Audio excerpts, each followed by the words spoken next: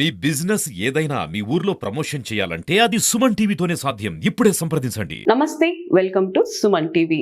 ప్రస్తుతం మనం ఇంటర్వ్యూ చేసే వ్యక్తి సనాతన ధర్మ పరిరక్షకుడు, పురాతన ఆలయాల జీర్ణోద్ధరణదాత, బోయకొండమ్మ ఆలయ మాజీ చైర్మన్ ఎస్.కె. వెంకటరమణారెడ్డి గారు ప్రస్తుతం మనతో ఉన్నారు. ఎన్నో ఆలయాలు నిర్మించారు. ఇప్పుడు ఆయన మాటల్లో అడిగి తెలుసుకుందాం. సార్ నమస్తే అండి. నమస్తే అండి. సార్ ఎలా ఉన్నారు? బాగున్నామ్మా, మీరు బాగున్నారా? మేము బాగున్నాం సార్. ఓకే. ఈ రోజు సుమన్ టీవీ స్టూడియోకి రావడం నిజంగా చాలా సంతోషం. ఎందుకంటే ముఖ్యంగా మీ అభిమానులు ఎవరైతే ఉన్నారో వాళ్ళకి మీ గురించి కొద్దిగా తెలుసు. మీ బిగినింగ్ నుంచి ఎలా ఎదిగారు, ఎలా ఇన్ని ఆలయాలు, ఒక పుణ్యకార్యాలు చాలా చేశారు మీరు. వాటి గురించి అంతా అడగడం కోసమే మేమైతే మిమ్మల్ని పిలిచడం జరిగింది. బయట పబ్లిసిటీ చేస్తే ఏమొస్తుందమ్మా? మనము చేసేది ఏదన్నా కానీ ఈ చేత్తో చేస్తే ఈ చేతికి తెలియకూడదు. అట్లా చేస్తే వాటికి ఫలితం ఉంటాయి. రూపాయి పని చేసి ₹1,00,000 పని చేసినట్టు పబ్లిసిటీలు ఎత్తుకుంటారు కొంతమంది నాయకులు, ఏదో ఓట్ల కోసం. నేను ఒకటి చేయలేదు కదా. నాకు లైఫ్ ఇచ్చిన భగవంతుని దగ్గర రుణం తీర్చుకోవాలా. నాకు జీవితాన్ని ఇచ్చాడమ్మా. నాది ఒక విచిత్రమైన జీవితం. విచిత్రమైందా? అవును. నేను విచిత్రంగా మళ్ళా నేను ఒక మనిషిగా మారినాను. ఒక విచిత్రమే, దేవుడే మార్చినాడు నన్ను మనిషిగా. ఎలా ఒకసారి తెలుసుకోవచ్చు? అవునమ్మా, ఇంతకు ముందు దీంట్లో వస్తుంది, చెప్పినాను నేను. ఆయన ఎట్లా అంటే, నేను ఒక భూస్వామి బిడ్డ. నేను ఇటికినెల్లూరులో కృష్ణారెడ్డి, సందూరు కృష్ణారెడ్డి కొడుకు నేను. మేము కూడా ఆస్తుల్లో కూడా పల్లెల్లో అందరికంటే ఎక్కువ ఆస్తుండి మేము భూస్వాములుగానే మా తాతగారు బతికినారు. మా తాతగారు కూడా సమారాజులు పెట్టేవాళ్ళు. ప్రతి ఉగాదికి సమారాజులు, మార్కండే ఆటకాలు, కళకు ప్రాధాన్యం ఇచ్చేవాళ్ళు. అట్లా ఆస్తి పరులు అన్ని పోగొట్టుకొని అనాథలుగా హైదరాబాద్కు పోయినాము. హైదరాబాద్కు భార్య పిల్లల్ని పిలుచుకొని ఆ మారెమ్మ గుళ్ళో పూజ చేసుకొని పోయినాం. మారెమ్మ తల్లి మాతో వచ్చింది హైదరాబాద్కు. రకరకాలుగా కష్టాలు పడినాము. నాలోని అలవాట్లన్నీ ఆ షిరిడి సాయిబాబా, అయ్యప్ప స్వామి మార్చేసి నాకు పునర్జన్మనిచ్చినారు. 2005కు నాకు పునర్జన్మ వచ్చేసి 2004 ఫిబ్రవరిలో షిరిడికి పోయినాను. 2004 డిసెంబర్లో శబరికి పోయినాను. ఆ ఇద్దరు కలిసి కట్టుగా నన్ను మనిషిగా తయారు చేసి నాకు పునర్జన్మ అనుకోమ్మా. అప్పటి నుంచి కూడా జీవితాన్ని ఇచ్చిందానికి నేనేం చేయాలా? మంచి పనులు. నేను హైదరాబాద్ పోయినానమ్మా, భార్య పిల్లలు. ఒక మాట సార్, మీరు అనాథలుగా వెళ్ళాము అని అంటున్నారు కదా, మీకు తోడబుట్టినోళ్ళు కానివ్వండి, మీ బంధువులు, మీ రక్త సంబంధాలు ఉంటారు కదా, వాళ్ళు ఎవరు మీకు సపోర్ట్ చేయలేదా? అమ్మా, ఎవరు సపోర్ట్ చేయలేదు. నేను ఆడికి పోయిండేదానికి కారణం మా చిన్నమ్మ కొడుకులు రమణారెడ్డి, శ్రీనివాసులు రెడ్డి. వాళ్ళు రమ్మన్నారు. వాళ్ళు దాపుండారనే నేను పోవడము. పోయినాక వాళ్ళు ఏదో చిన్న బిజినెస్ చూపించేసి వాళ్ళ పని వాళ్ళు చేసుకుంటా వాళ్ళ బాధల్లో వాళ్ళు ఉండిపోయినారు. 10th నుంచి నాకు తాగుడు అలవాటు, సిగరెట్ల అలవాటు, దొంగతనంగా. ఏంది సార్ కెమెరాల ముందర అలా చెప్పేసుకుంటా? అవునమ్మా, ఏం తప్పేముంది? అలాగే చిన్నప్పుడు అంటే మీ 10th క్లాస్ అంటే 16 సంవత్సరాలకు నేను బీర్లు తాగుతా ఉంటే. అవునమ్మా, అట్లాంటి నన్ను ఎవరి దగ్గర నేను ఇప్పుడు కూడా చెయ్యి ఇట్లా అన్నే ఉండాల. నాకు దేవుడు ఇచ్చిన వరం ఇట్లే నా చెయ్యి ఉంది ఇంతవరకు. ఎప్పటికీ ఇట్లే ఉండాలని అనుకుంటా. నేను ఒకరి సొమ్ముని ఇట్లా పెరుక్కోకూడదు అనుకుంటా. నా సొమ్ముని ఇట్లా ఇవ్వాలని అని అది నా క్యారెక్టర్. మీరు 10th క్లాస్కే అన్ని బ్యాడ్ హ్యాబిట్స్ నేర్చుకున్న మీరు సడన్ గా అవన్నీ మానేసి ఒక దైవ సేవ అనొచ్చు. మీరు దైవ కార్యక్రమాలు, లేకుంటే పెళ్లిళ్ళు, అనాథ బిడ్డలకి పెళ్లి. మా అమ్మ, నేను చూస్తాను. నేను ఒక భూస్వామి, నాకు అన్ని అలవాట్లు వచ్చినా కూడా ఆ అలవాట్లు ఎవరికి నేను చెడ్డ చేయలే, అందరికీ మంచి చేసినాను. ఎక్కడైనా తప్పు జరుగుతా ఉంటే ఖండించినాను, కేసులు పెట్టించుకున్నాను. ఎంఆర్ఓ ఆఫీసుల్లో ఏమి, షుగర్ ఫ్యాక్టరీలో ఏమి, బస్ కండక్టర్లు, డ్రైవర్లు స్టేజీల్లో బస్సు నిలుపుకున్నా వెళ్ళిపోతే ఏమి, ఇట్లా అవంతా కూడా చిన్న చిన్న తప్పులు జరుగుతూ ఉంటే వాళ్ళందరినీ ఖండించేది, దౌర్జన్యం చేసేది, వాళ్ళ మీద మీరు తప్పు చేస్తూ ఉన్నారు అనేది వాళ్ళు కేసులు పెడితే క్రిమినల్ కేసులు కూడా పెట్టించుకున్నా. యాక్చువల్లీ ఎవరైనా ఇంటర్వ్యూ అంటే ఏమంటారు, లేదమ్మా నేను కష్టపడి పైకి వచ్చినాను, దేవుడు నాకు ఇచ్చిన దాంట్లో అని అంటారు. మీరేంటంటే నిజాలు టపా టపా నిజాలు. చాలా హ్యాపీగా ఉంది. ఇది పుట్టుకతో వచ్చిండేదమ్మా, ఉండింది. దీని గుండా నాకు నష్టమైనా సంతోషపడతా, లాభమైనా సంతోషపడతా, బాధపడే క్వశ్చనే లేదు. మీలాంటి జెన్యూన్ పర్సన్ ని ఫస్ట్ టైం చూస్తున్నాను. అన్ని కెమెరాల ముందర నేను తాగినాను, చిన్నప్పుడు నాకు బ్యాడ్ హ్యాబిట్స్ ఉంది, నేను అవి మార్చుకొని ఇప్పుడు నేను ఒక స్టేజ్ లో ఉండి 10 మందికి నేను సహాయం చేసే రేంజ్. నాకు బ్యాడ్ హ్యాబిట్స్ ఉన్నా కూడా అవి బ్యాడ్ హ్యాబిట్స్ ఎదుటోనికి ఆ బ్యాడ్ హ్యాబిట్స్లో కూడా నేను ఎవరికి చెడ్డ చేసిన లేదు, మంచిగా చేసిన. సూపర్ సార్ మీరు. మంచిగా చేసిన. ఇప్పుడు కూడా జిల్లాలో ఎవరినైనా రమ్మనండి. నేను రమణారెడ్డి తాగుబోతుగా ఉన్నప్పుడు ఎవరినన్నా ఏమన్నా అన్నాడా, రౌడీ ఈజాలు చేసినాడా, లేదా ఎవరు సొమ్మన్నా పెరుక్కొని తాగినాడా, ఎవరికన్నా అన్యాయం చేసినాడా, ఒక్కరి దగ్గర తెప్పించండమ్మా, నేను ఈ జిల్లాలోకే రాను, బహిష్కరించుకుంటా. ఒక్క అప్పుడు రాజకీయ నాయకులు ఉన్నారు, పెద్దిరెడ్డి రామచంద్రారెడ్డి ఉన్నాడు, అమర్నాథ్ రెడ్డి ఉన్నాడు, వీళ్ళంతా ఉన్నారు. వీళ్ళకి ఇద్దరికి పనిచేసిన నేను. పిలిపించండి అమ్మా వాళ్ళని కూడా, ₹1 వాళ్ళ దగ్గర తీసుకొని పనిచేయంటే రూపాయికి ₹1,00,000 కడతా. నేను సొంతంగా సర్వీస్ చేసిన, సొంతంగా కష్టపడినా వాళ్ళ కోసము. సవాల్ చేస్తున్నారంటేనే అర్థం అవుతుంది జెన్యూన్ పర్సన్ అని చెప్పి. ఫ్యామిలీ బ్యాక్గ్రౌండ్ ఏంటి, మీ పిల్లలు ఎంతమంది?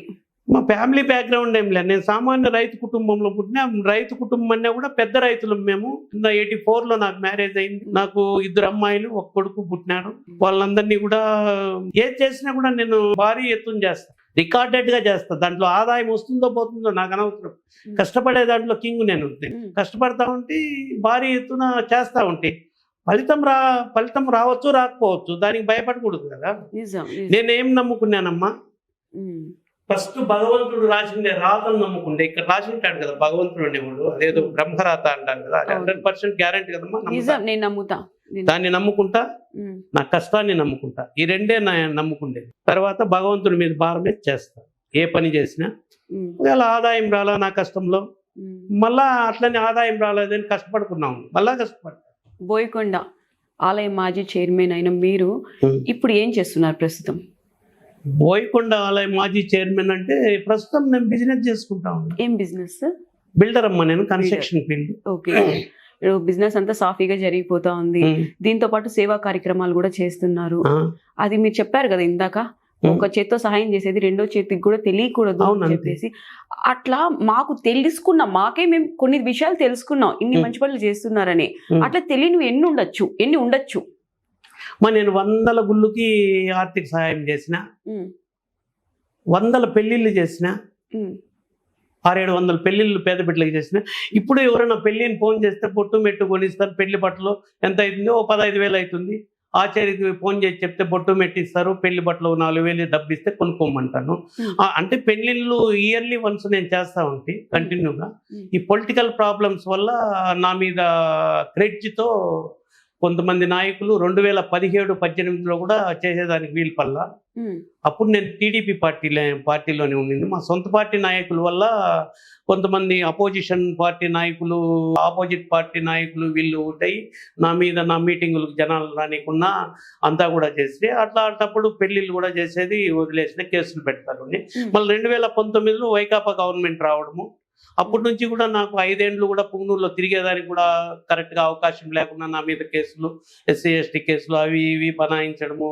గవర్నమెంట్ నాయకులు ఇంకా పెళ్లిళ్ళు చేస్తే బాల్య వివాహాలు చేసినారు అని MRO చెప్పి కేసు పెట్టి లోపల వేస్తారు. అట్లా 7 years డిస్టర్బ్ అయిందమ్మా. అట్లా చేయలేకపోయింది. లేకుంటే ఇంకొక 700-800 పేద బిడ్డలకు పెళ్లిళ్ళు చేసేవాళ్ళు. 700-800 మందికి? ఇప్పుడు 600-700 మందికి ఆల్రెడీ చేసినానమ్మా. 2016 కంతా చేసేసారు. ఏ కొత్త కొట్టలో చేస్తా ఉంటాం. మా హై స్కూల్ గ్రౌండ్ లో పిల్లలందరినీ లైన్లుగా కూర్చొని పెట్టి ప్రూఫ్స్ కూడా ఉన్నాయి. చోడేపల్లి విలేకరుల దగ్గర అన్ని ఉంటాయి ప్రూఫ్స్.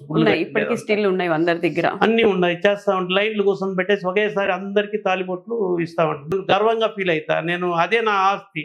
ఇప్పుడు దేవాలయాలే నా ఆస్తి అనుకుంటా. నాకు సుమారుగా ఎన్ని ఆలయాలకి? 170 టెంపుల్స్కి ఆర్థిక సహాయం చేసినానమ్మా. అంతా ఇప్పుడు 20,000, 30,000, 50,000 లెక్కలేదు. 2 లక్షల నుంచి ₹1,00,00,000 కూడా పెట్టిండే టెంపుల్ కూడా ఉంటాయి. చోడేపల్లి టెంపుల్, ఓల్డ్ టెంపుల్స్ అవి చూస్తే నాకు మనసొప్పల అనుకోకుండా వచ్చి 1,20,00,000 అయింది. 3 టెంపుల్, కొత్త టెంపుల్ చేస్తా ఉంటేనే కేసు పెట్టేసి దేవాలయాలకు పిచ్చి రంగులు వేసినాను. కేసు పెట్టి లోపల కూడా వేసి 4 రోజులు జైల్లో ఉంది. వేణుగోపాల స్వామి గోపురము, ఆ రోజు జనమే చేయని మనవుడు కట్టలేని గోపురము, ఎవరు కట్టేదానికి భయపడితే ఆ రోజు రాజులకు డబ్బు లేదా కట్టేదానికి, వాళ్ళకి ఏదో చెడ్డ జరిగింది కట్టినలేదు అని అందరూ కూడా ముందుకు వచ్చేది, కట్టేదానికి భయపడి వెళ్ళిపోయేది. అట్లా గోపురం కడితే 40 లక్షలు ఖర్చు పెట్టి కడితే గోపురం ఫైనల్ స్టేజ్లో, పెయింట్ స్టేజ్లో ఎత్తిపోయి లోపల వేసి 4 రోజులు జైల్లో ఉండి, జైల్లో ఉన్నా కూడా పని ఆపలా. నా కొడుకు, నా భార్య మదనపల్లిలో మా వివేంకుడు వాళ్ళ ఇంట్లో ఉండి పని చేపించి పని పూర్తి చేపిస్తాను. ఓకే సార్, మీరు చాలా బాగా చెప్పారు. నేను ఆలయాలకి చాలా బాగా పెయింట్లు కొట్టించాను, అక్కడ మంచి చెడ్డ చూడడం, అన్ని చేశారు అంటున్నా. అన్ని మీ మీద కేసులు పెడతారు అని మీకు తెలిసి కూడా, మీ మీద చాలా మంది అగైనెస్ట్ ఉన్నారని తెలిసి కూడా ఎందుకు అంత రిస్కీ చేస్తున్నారు? మా అనాథగా హైదరాబాద్ పోయినానమ్మా. బుద్ధిమంతుడిగా పోలేదు, మంచి ఎడ్యుకేటెడ్ గా పోలేదు. నేను 10th క్లాస్ లో అన్ని సబ్జెక్టులు పోయినాయి. స్టేట్ లో ఫస్ట్ వచ్చిన, ఫెయిల్ అయిండేదాన్ని. ఫెయిల్ అయినా కానీ నేను ఎవరికి చెడ్డ చేయాల. పరీక్షల్లో ఫెయిల్ అయినా కానీ ఎవరికి చెడ్డ చేయాల. అదే నేను ఫెయిల్ అయినా, అది స్టేట్ లో ఫస్ట్ గా ఫెయిల్ అయినా. ఫెయిల్ అయిన వాళ్ళు 6 సబ్జెక్టులో ఎవరికి పోలే, అన్నిట్లోనే నాకు పోయినాయి. అది కూడా నేను గర్వపడతా. ఆ రోజు కూడా ఛాలెంజ్ చేసినా, స్టేట్ ఫస్ట్ ఈ రోజు వచ్చిన పోండ్రా అని చెప్పి ఆడ మా టీచర్లు కొంతమంది ఎక్కిరిస్తే, అయ్యా నేను ఈ రోజు స్టేట్ ఫస్టే, ఎప్పుడు ఫస్టే పోండా అని చెప్పి. అప్పుడు కూడా ఇదే ధైర్యమేనా? అంతే 2016 ఏళ్ళ వయసులో ఒక జమీందారు కూతురికి పెళ్లి చేసినానమ్మా. ధైర్యం. ఒక జమీందారు పెద్ద రౌడీ ఆయన చేసిన. ఆ జమీందారే 6 నెలలకి నన్ను చాలా హ్యాపీగా మెచ్చుకున్నాడు. వాళ్ళంతా వాళ్ళ పెళ్లి చేసేదే కాదు, ఆ ఇబ్బందులు పడినా, ఎన్నో ఇబ్బందులు పడినా పెళ్లి చేసి అవంతా చాలా ఉంది చెప్పేది. కానీ ఆ తర్వాత వాళ్ళే నన్ను ఇబ్బందులు పెట్టిన వాళ్ళే వచ్చి నన్ను మంచిగా చూసినారు. ఇప్పటికీ వాళ్ళ ఫ్యామిలీలు ఉన్నారు. రమణారెడ్డి అన్నా నేనన్నా వాళ్ళంటే నేను అంత ప్రేమ అభిమానాలు మాకు. అజ్జమింది ఇల్లు కోసం ఎన్నో త్యాగాలు చేసినాము. మా ఆస్తి అమ్మి ఇచ్చినాము డబ్బులు 15,000 అప్పుడు మా ఫాదర్ చెప్పి. అప్పట్లో 74లో 15,000 రూపాయలు మా ఫాదరు, మా పెద్దోళ్ళు, మా తాత ముత్తాలు నాటిన పూరక మండలు అమ్మి వచ్చి ఇచ్చినాము. గుణం మాకు, మా ఫాదర్ మా తాతల కాలం నుంచి వచ్చిండేది. మాకు ఆస్తులు రాకుండా గుణము అనేది వచ్చింది. ఆస్తులు పోగొట్టేసినాను అన్నారు కదా, ఓ సూది గుచ్చితే కూడా ఉన్నంత జాగా కూడా లేకుండా అన్నారు కదా. అప్పుడు మీ వయసు ఎంత? నా వయసు అప్పుడు 47 అయింది. 48లో హైదరాబాద్ పోయి. 48. ఓకే. 90 నుంచి స్టార్ట్ చేసినానమ్మా ఆస్తుల మీద. నా కొడుకు పుట్టినప్పటి నుంచి. అప్పుడు మ్యారేజ్ కూడా అయిపోయి బిడ్డ కూడా 84లో మ్యారేజ్ అయిందమ్మా నాకు. 74లో నాకు 16 ఏళ్ళ వయసు. 84కి ఎంత అవుతుంది చెప్పండి? 84లో మ్యారేజ్ అయింది. 84. ఆడపిల్లలు, ఫస్ట్ ఆడపిల్లలు 2, మళ్ళా కొడుకు. వాడు పుడతా ఉన్నట్టు పేరు రాజశేఖర్ రెడ్డి అని పెట్టి మా మామూలు పంతులు పిలుచుకొచ్చింది. పేర్లు చూస్తే ఈ జాతూజే వస్తుంది తొలి పేరు. జయచంద్ర రెడ్డో, జానకిరామ్ రెడ్డో, జగ్గారెడ్డో, ఏ రెడ్డో ఒక రెడ్డి పెట్టచ్చు. ఈ పేర్లు పెట్టచ్చు అండి. అంటే నా కొడుకు మీరేందయ్యా పేర్లు పెట్టేది? ఫుల్ మందులో పోయినా. మీరు జయచంద్ర రెడ్డిలా, చింతకాయ రెడ్డిలా, రాజశేఖర రెడ్డిని నేను పెడతా ఉండ పేరు. మన పేరు రాజశేఖర రెడ్డి. అంటే ఎందుకు ఆ పేరు పెట్టానమ్మా? ఎందుకో నాకు మైండ్ లో వచ్చేసింది, రాజశేఖర రెడ్డి అని పెట్టినా. ఇందాక మీరు వైసీపీ లీడర్ కదా, అందుకేమన్నా? కాదమ్మా, ఎందుకు పెట్టినానంటే అప్పుడు వైఎస్ రాజశేఖర రెడ్డి ఉంది కదా. రాజశేఖర రెడ్డి వైఎస్ రాజశేఖర రెడ్డి కాదు, నా కొడుకు కూడా విఎస్ రాజశేఖర రెడ్డి అని పెట్టినమ్మా. చెప్తా ఉండ మీకు అది కూడా ఓపెన్ గా. నా కొడుకు విఎస్ రాజశేఖర రెడ్డి చూసుకున్నాం అని పెట్టినా. నా మైండ్ లేక ఏది వచ్చినా అది దేవుడే మైండ్ లేక పంపించినాడు. నా పని చేసేస్తానమ్మా. ఆస్తులన్నీ అమ్మేసుకున్న మీరు సడన్ గా ఇన్ని కోట్ల ఆస్తి ఎలా వచ్చింది? ఇన్ని కోట్ల ఆస్తి మీరే కదా అన్నారు. మీరు ఇన్కమ్ ట్యాక్స్ వాళ్ళు ఒకసారి పంపించండి అమ్మా, నాకు ఎన్ని కోట్లు వస్తుంది. వాళ్ళే దిక్కు తెలియక చేస్తారు. ఈ వీడియో చూసిన తర్వాత రావచ్చు. వాళ్ళే దిక్కు తెలియక తలకాయలు కొట్టుకొని వచ్చేస్తారు ఒకసారి నా దగ్గరికి. ఏముండదమ్మా నాకు లేకుండానేనా సార్? అవునమ్మా, బిజినెస్ అమ్మా, బిజినెస్ మీద ఉంది, రొటేషన్ మీద. నాకు స్థిరాస్తి అనేది లేదమ్మా. లేదమ్మా, ఒక్క సెంటు లేదమ్మా స్థిరాస్తి అనేది. బిజినెస్ మీద, రొటేషన్ మీద ఉంది. నాకు చూడమ్మా, మేము అనాథలుగా పోయినామమ్మా హైదరాబాద్ కు. మా చిన్నమ్మ కొడుకులు రమ్మంటే పోయినామమ్మా. వాళ్ళు ఏదో చిన్న బిజినెస్ చూపించినారమ్మా. వాళ్ళ కృతజ్ఞతలు ఇప్పుడు కూడా ఇచ్చినారు. అప్పటి నుంచి 2005 నుంచి కూడా ఈ పనులు చేసేదానికి స్టార్ట్ అయినాను. వచ్చిన ఆదాయం అంతా కూడా మేము తింటూ మిగిలిందంతా కంప్లీట్ ఆస్తులు చేసుకుంటే నాకు ఇప్పుడు 100 ఎకరాలు ఉండు. నాకు పుంగనూరు తాలూకాలో పెద్ద అందరికంటే ఎక్కువ సంపాదించింది నేను ఆస్తి. వాళ్ళకంటే మంచి కారులో తిరుగుతా ఉండ, బాగానే ఉండ. నాకు ఆస్తి ఏం లేదు, సంపాదిస్తూ ఉండ. వచ్చిన దాంతో మేము బ్రతుకుతూ 10 మందిని బ్రతికిస్తూ 10 మంచి పనులు చేస్తూ బతుకుతా ఉన్నాం. దీనికంటే ఆస్తి ఏం కావాలమ్మా? దీంట్లో ఉండే తృప్తి ఏడుందమ్మా? ఎక్కడ ఉండదు. ఒక పేద బిడ్డ ఫీజు వచ్చి కన్నుల్లో నీళ్ళు పెట్టుకుంటే ఫీజు కడితే ఆ పాప కన్నీళ్ళు దుడిచిన వాళ్ళం అవుతాము. అది ఎంత గర్వాన్ని, ఎంత ధైర్యాన్ని ఇస్తుందమ్మా ఒకసారి ఆలోచించి. ఖచ్చితంగా అదేమ్మా నా ఆస్తి. అనాథలుగా హైదరాబాద్ పోయి నాకు ఒక బిజినెస్ దేవుడే ఇచ్చినాడు. ఆ బిజినెస్ లో వచ్చే డబ్బులు అవి నా డబ్బులు అంటే దేవుళ్ళు ఊరికే ఉంటారా? నా చెంపలు పగల కొడతారు. అవి దేవుని డబ్బులమ్మా.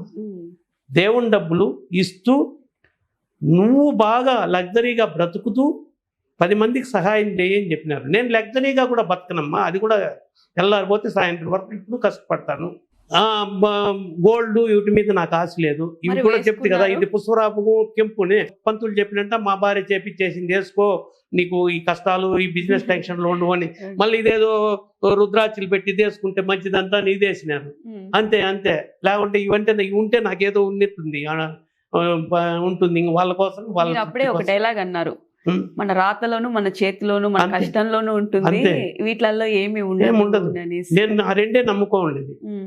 తర్వాత భగవంతుడికి భారం భగవంతుడి మీద వేస్తాను.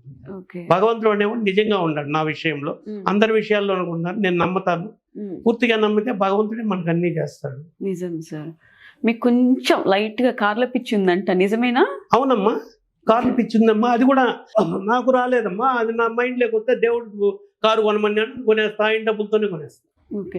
ఆయన డబ్బులు అంటే ఇంకో రకంగా పోతుంది, ఏమి దేవుడు డబ్బులు అంటే అది అవును. ఎట్లా దేవుడు డబ్బులు అనేది అంటే? అమ్మా, ఇప్పుడు నేను అపార్ట్మెంట్ కడతా ఉన్నానమ్మా. ఉం. 1 ఎకరాలో 100 G+5 కడితే 100 ఫ్లాట్స్ వస్తాయమ్మా. ఉం. అమ్మితే ఒక 50 కోట్ల డబ్బు వస్తుందమ్మా. ఉం. 50 కోట్ల డబ్బు వస్తుంది. ఇదో కన్స్ట్రక్షన్ కాస్ట్ 15 నుంచి 20 కోట్లు, ల్యాండ్ కాస్ట్ ఒక 10 కోట్లు ఎంతో ఉంటుంది. ఓ 30 కోట్లు పోతే 20 కోట్లు మిగులుతుందమ్మా. ఉం. అది దేవుడి డబ్బులు కదా.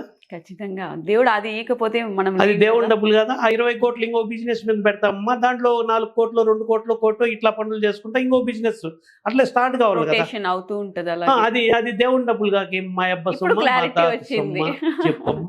ఇప్పుడు క్లారిటీ వచ్చింది. అవును, ఆ అది దేవుని బిజినెస్ డబ్బే. డబ్బులు అన్నారు. అవును. ఓకే. ఆ దేవుని డబ్బులు తినే హక్కు నాకుంది. ఉం. నేను తింటా ఉండా.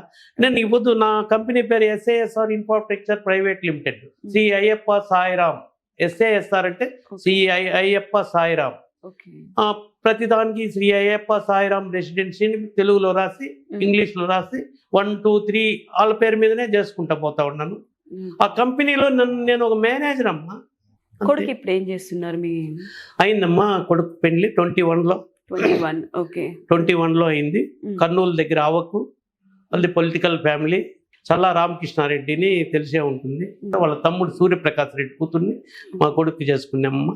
ఆ పెళ్లి కూడా అంగరంగ వైభవంగా చేసినానమ్మా. ఆ పెళ్లికి కరోనా టైం అమ్మా, 2021 కరోనా టైము. ఓకే. శంషాబాద్ దగ్గర కళ్యాణ మండపంలో చేసినాము. ఇంకా వాళ్ళు కర్నూలు వాళ్ళ పొలిటికల్ బ్యాక్గ్రౌండ్ అది ఇది వాళ్ళు వచ్చినారు. గౌరవనీయులు ప్రజెంట్ ముఖ్యమంత్రి గారు పెద్దలు గౌరవనీయులు చంద్రబాబు నాయుడు గారికి అప్పుడు పెళ్లికి మేము ఫ్యామిలీ అంతా పోయి కార్డు ఇచ్చినామమ్మా. నేను ఒక సామాన్య కార్యకర్త. అప్పుడు ఆయన దృష్టిలో కూడా లేను. ఆయన పార్టీలో ఉండా, ఉం. ఉం. ఆయన డెవలప్ చేస్తా ఉండే తెలుగుదేశం పార్టీలో ఉండా నేను 2015 నుంచి. కానీ ఆయన దాకా నన్ను పోనీలేదు కొంతమంది లోకల్ లీడర్స్. ఉం. ఆయన దాకా నన్ను పోనీలేదు. ఉం. కిందనే తొక్కేస్తా వచ్చింది. కానీ నాకు స్ఫూర్తి అక్క లాంటిది అరుణమ్మ, గల్లా అరుణమ్మ. నాకు అక్కలేదు కానీ దేవుడు ఇచ్చిన అక్క. ఉం. ఎంతమంది రమణారెడ్డి ప్రోగ్రాంకి పోవద్దు అన్నా కూడా బోయకొండ గంగమ్మ దేవస్థానానికి ఒక అక్కలాగా వచ్చి ఆ అమ్మవారిని దర్శనం చేసుకుని నన్ను ఆశీర్వదించేసిపోయింది. ఇప్పుడు నన్ను తమ్ముళ్ళలాగా చూస్తుంది, నేను మా అక్కలాగా చూస్తాను. అప్పుడు మా సొంత పార్టీ నాయకులు రమణారెడ్డి మీటింగులు పోకూడదు, జిల్లాలో అంతా హుకుం జారీ చేసినా కూడా రమణారెడ్డి అట్లా వాడికి రాజకీయాలు వస్తే ఎంత బాగుపడతారు, ప్రజలంతా బాగా సుఖంగా ఉంటారు అనేది అలా అరుణమ్మ గారిని అడిగి తెలుసుకోండి, మా అక్కని అడిగి తెలుసుకోండి, అంటే సత్యప్రభమ్మని అడిగి తెలుసుకోండి.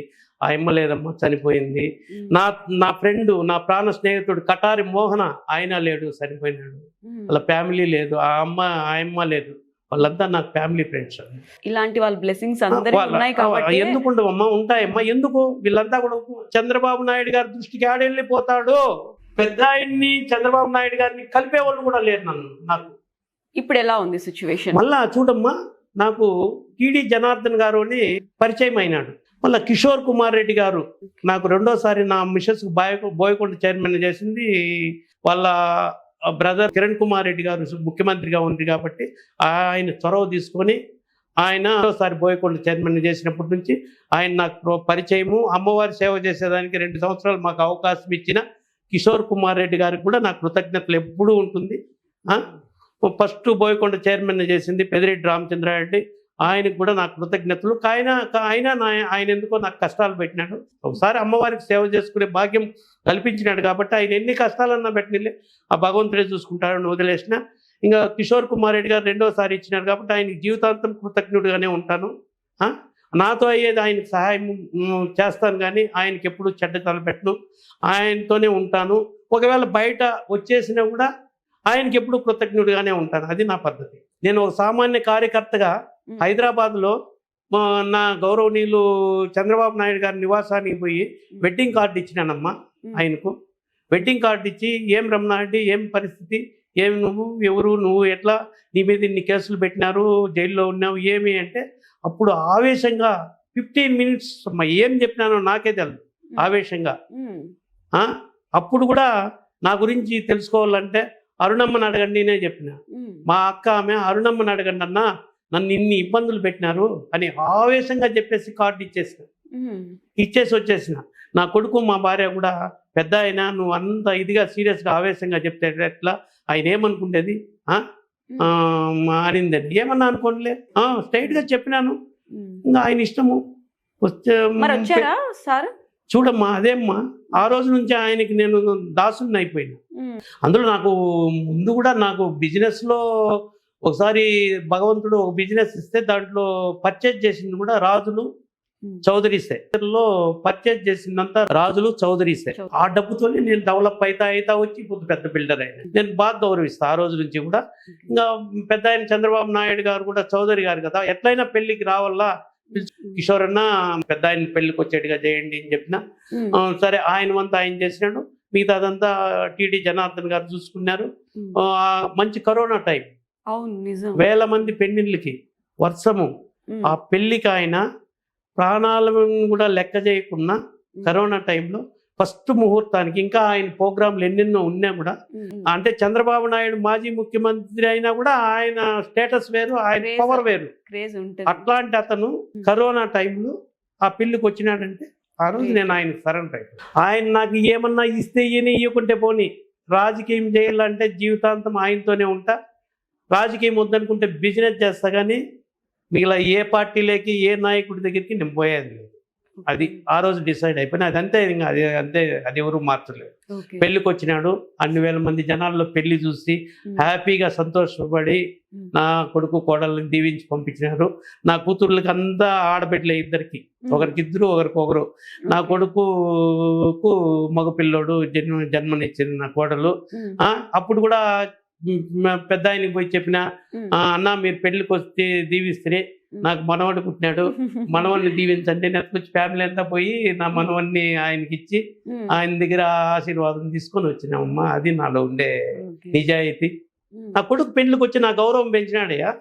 భార్య రోజు దేవునికి ఏమని మొక్కుతుంది అంటే, మా ఆయనకి రాజకీయం ఏవద్దండి, ఏ పదవులు ఏవద్దండి, మాతో హాయిగా ఉండాలా, 10 గుళ్ళు కట్టించాలా, 10 మందికి పెళ్లిళ్ళు చేయాలా, ఎప్పుడు అందరికీ అన్నం పెడతా, అన్నదానం చేస్తా, హాయిగా మనము సంతోషపెట్టి బతకల్లా అని మా భార్య దేవుణ్ణి రోజు కోరుకుంటుంది.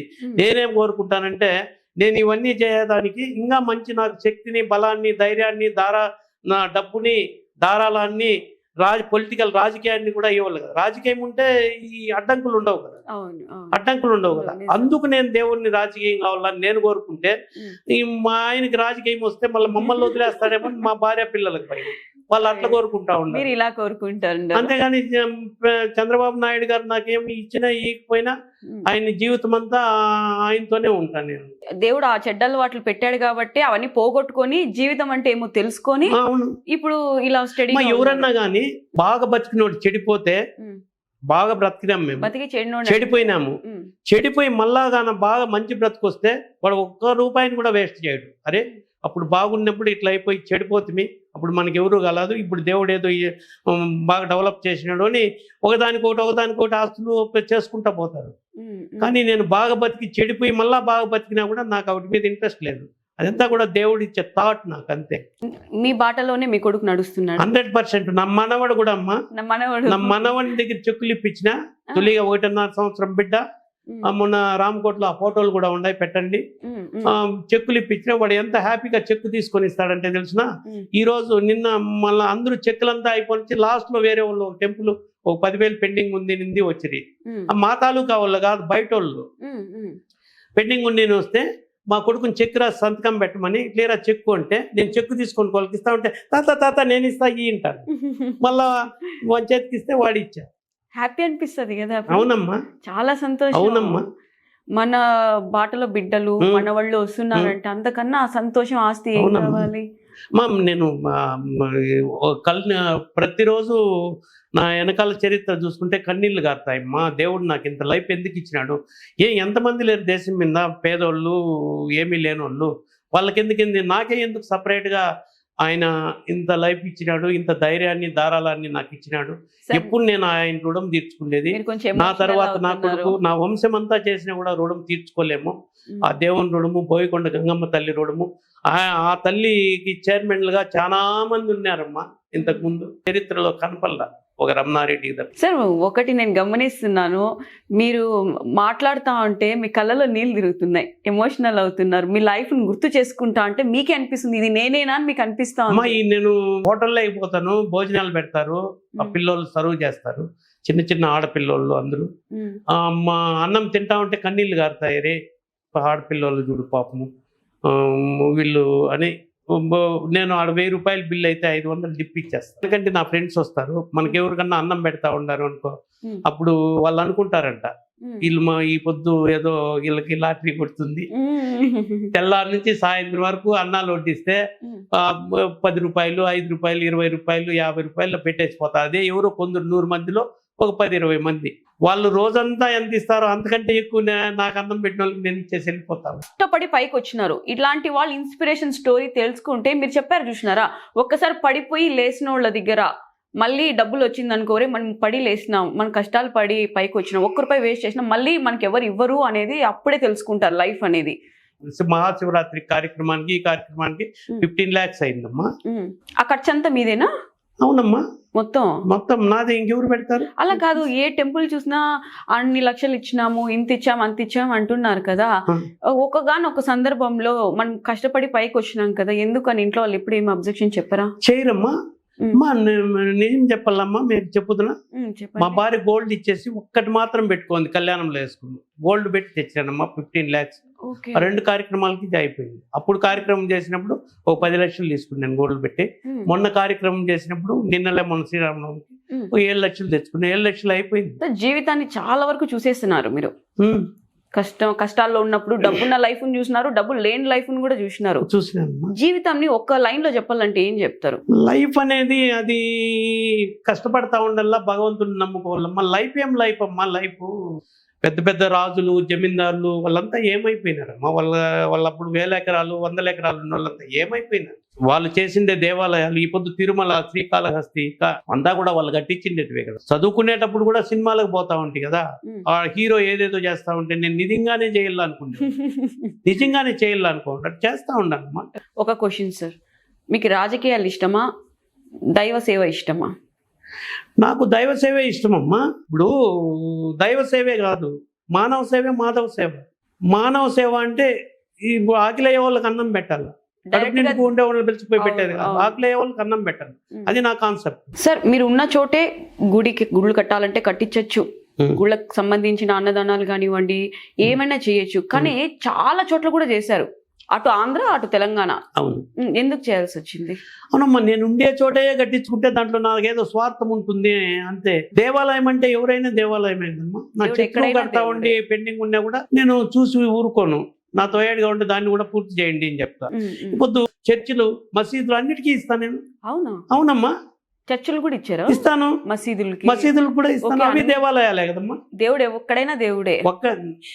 మసీదు చర్చ భాషలను బట్టి కులాలను బట్టి ఏదో చేసుకుంటున్నారు, అంతేగాని దేవుడే కదా, దేవాలయాలే కదా. అదే సార్, దేవుడు ఒక్కడే మనం అనుకుంటాం, అంతేగాని మీరు చాలా మందికి తెలిసింది ఏంది, మామూలుగా ఆలయాలకి ఇస్తా అన్నారు అని అనుకున్నారు, దేవాలయాలు ఇట్లా చర్చిలు మసీదులు అని ఇప్పుడు మీరు చెప్తా అంటే మాకు తెలుస్తుంది. అవునమ్మా, అవి కూడా దేవాలయాలే కదా. తెలుగులో దేవాలయాలు అంటారు, అది కూడా హిందీలో మసీదులు అంటారు, క్రిస్టియన్ చర్చ్ అంటారు. చర్చ్ గాని మసీదులు గాని ఆలయాలు గాని దేవుడు అంతా ఒకటే కాబట్టి మీరు చేసే పని చాలా మంచి పని అమ్మా. 10,000, 20,000, 50,000 అంటే 600-700 దాటిపోతాయి. లక్షల్లో పెట్టిన టెంపుల్లే 160, 170 దాకా ఉన్నాయి. 160-170 దాకా ఉన్నాయి. పాత రోజుల్లో చాలా కఠినంగా ఎదుర్కొన్నారు మీరు, వాటి నుంచి ఏదైనా ఒక మంచి లెసన్ నేర్చుకున్నారా మీరు? ఒక మనిషిగా భగవంతుడు పునర్జన్మనిచ్చి ఒక మంచి మనిషిగా నన్ను తీర్చిదిద్ది నా మైండ్ అంతా డైవర్ట్ చేసి కొత్త జీవితాన్ని ఇచ్చినట్టు నన్ను తయారు చేసి పంపించాడు. ఆ లైఫ్ ఈ లైఫ్ గుర్తుంటాయి అంతే పాత రోజులు నాకు. ఎట్లా సార్ అంత ధైర్యం ఎక్కడ? ఒక చిన్న పని, 1 లక్ష రూపాయలతో కూడుకున్న పని చేయాలంటేనే కొంచెం భయం ఉంటుంది, అది సక్సెస్ అవుతుందా ఫెయిల్ అవుతుంది, కానీ మీరు అసలు ఆ ధైర్యము. ఇంకోటి చెప్పుందినమ్మా, ఆ ధైర్యము ఆ తాటు ఎక్కడిది అంటే అది దేవుడు ఇచ్చిన వరం అమ్మా.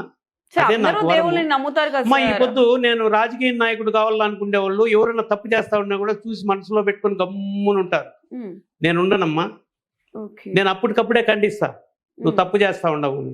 ఉమ్, అప్పుడు వాడు నాకు అప్పుడే విరోధం అయిపోతాడు. రాజకీయాల్లో పనికిరావు కదా. ఖచ్చితంగా ఎంతో మా విరోధం మిస్సెస్ కూడా చెప్తుంది, రాజకీయాల్లోకి పోవాలంటావు నువ్వు, ఓపెన్ గా ఏం మాట్లాడద్దు, మనసులో పెట్టుకొని ఆ క్వశ్చనే లేదు అని చెప్పి. నా వస్తే రాని రాజకీయాలు రాకుంటే పోయి ఇటుక నెల్లూరులో పెద్ద భూస్వామి అన్ని పోగొట్టుకొని పోతే ఉమ్, అన్ని పోయినా నేను ఇంతవరకు ఇల్లు కట్టుకోవాలా. పుంగనూరుకి వస్తే లాడ్జీల్లో కొనుక్కుంటా. నేనే ఇల్లు కట్టుకోవాలంటే పుంగనూరులో 10 ఇండ్లు కట్టిండు. నా ఇంటికి బేస్మెంట్ వేసుకున్నా, దేవుడు చెప్తే. అది ఓకే, తెల్లారుజాములో నాకు ఏదో ఒక మనిషి వచ్చి చెప్తే ఉమ్, నా ఇంటికి బేస్మెంట్ వేసిన. ఇప్పుడు ఇల్లు గుళ్ళు వర్క్ జరుగుతూ ఉన్నాయి. మధ్యలో ఖాళీ ప్లేస్ లో కళ్యాణ మండపానికి కిరిబి వాళ్ళకి చెప్పిన 2,20,00,000కి ఉమ్. వాళ్ళకి ఒప్పించిన. మే జూన్లో వచ్చి వాళ్ళు వర్క్ స్టార్ట్ చేస్తారు. ఎందుకు కళ్యాణ మండపం తెలిసిన? పేద బిడ్డలకు పెళ్లిళ్ళు చేసేది. అంటే అది కమర్షియల్ కాదు, ఆ క్వశ్చనే లేదు నాకు. ఆ కమర్షియల్ అంటేనే అసహ్యం. మామూలుగా ఫంక్షన్ హాల్స్ అంటే కమర్షియల్స్ ఉంటాయి కదా, అటు కాకుండా ఓన్లీ ఆ సత్రం అయితే అమ్మా దానికి- అది ఎట్లా కడతా ఉండదు తెలిసిన? కాస్ట్లీగా. జిల్లాలో నా కళ్యాణ మండపం ఉండేంత అందంగా ఎవరిది ఉండదు. ఆ మాదిరి డిజైన్ చేసి కట్టాలని డిసైడ్ అయినా. ఎంతమంది రావచ్చు ఆ కళ్యాణ మండపంకి? ఆ? ఎంతమంది రావచ్చు సార్? కాదమ్మా, అది ఎందుకు కడతా ఉన్నానంటే ఆపోజిట్ లో హై స్కూల్ గ్రౌండ్ ఉంది కొత్తకోట్ల. ఆ పేద బిడ్డలకి ఎండలో సేమియాన వేసి లైన్లు కోసం పెట్టి పెళ్లిళ్ళు చేస్తా ఉంది. ఉమ్, ఇంకా ఆ కర్మ వాళ్ళకు ఉండకూడదు, వాళ్ళు కూడా కాస్ట్లీ కళ్యాణ మండపంలో చేయాలా అని ఒక 200-300 మ్యారేజ్ని లైన్లు పెట్టాయి కళ్యాణ మండపం. Okay okay. ఉమ్, నిజం, మీరు గ్రేట్. ఆడ ఇల్లు కట్టుకోవాలని అందరూ చెప్తే ఈ పొద్దు గుళ్ళు కడతా ఉన్నాం, దేవాలయాలు కడతా ఉన్నానమ్మా. దేవాలయాలు కడతా ఉంటే అక్కడ సీసీ కెమెరాల్లో రికార్డ్ అయినాయమ్మా. హనుమతీశ్వర విగ్రహము బేస్మెంట్ అయిపోయి ఒక 20 అడుగులు పోయేంత వరకు శివలింగాలు ఆడ ఏర్పడేది. వానర రూపాలు ఏర్పడేది. జ్యోతి ఆ బాబా గుడికాడ జ్యోతులు ఏర్పడేది. సీసీ కెమెరాల్లో రికార్డ్ అయ్యేది అమ్మా.